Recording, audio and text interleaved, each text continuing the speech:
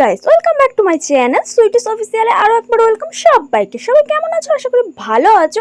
আমিও ভীষণ ভীষণ ভালো আছি। তো সন্ধ্যাবেলা আমি, বৌদি আর রাত চলে এলাম বাজারে। এসে দেখি মাত্র 25 টাকা কিলো 2 কিলো পেঁয়াজ। তো আমরা নিয়ে নিলাম ফটাফট একবারে 2 কিলো পেঁয়াজ। তারপরে দেখতে পেলাম ও বাবা গো, বরফ পাওয়া যাচ্ছে গো, তাও আবার চাঁচা বরফ। সত্যি বলছি, এত এক্সাইটেড ছিলাম খাওয়ার জন্য, কারণ চাঁচা বরফ আমাদের এখানে পাওয়াই যায় না। এটা গ্রামের দিকেই বেস্ট, আর গ্রামের দিকেই পাওয়া যায়। আমাদের এদিকে পাওয়া যায় সেটা গোলা, বাট চাঁচা বরফ দেখে আমি আর বৌদির লোভ সামলাতে পারলাম না, দুজনে নিয়ে নিলাম। রাজ তো আগেই খেতে শুরু করে দিয়েছে কিনে, তারপর আমাদের দুজনকে কিনে দিল। তো দেখো, খেয়ে দেখছি অনেক টেস্ট, এই যে আমারটাও।